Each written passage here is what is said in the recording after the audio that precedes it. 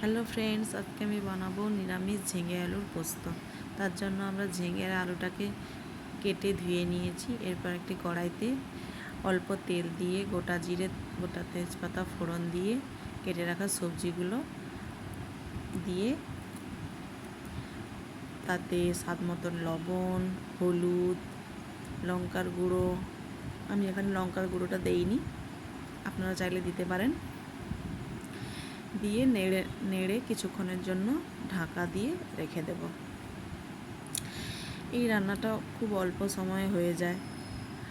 এরপর একটি মিক্সিং জারে পোস্ত, কিছুটা কাজু আমরা পেস্ট করে নেব। দেখো পেস্টও হয়ে গেছে। এরপরে ঢাকনা খুলে দেখি অনেকটা সেদ্ধ হয়ে গেছে। এবার ওই বেটে রাখা কাজু আর পোস্তটাকে দিয়ে আবার কিছুক্ষণ নেড়ে নেব।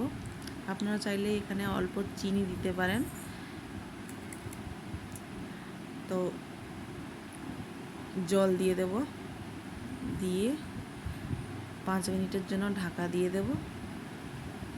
বেশি সময় লাগে না এই রান্নাটা করতে। এই ঢাকা দিয়ে দিলাম। দেখো রেডি হয়ে গেছে আমাদের ঝিঙে আলুর পোস্ত। কেমন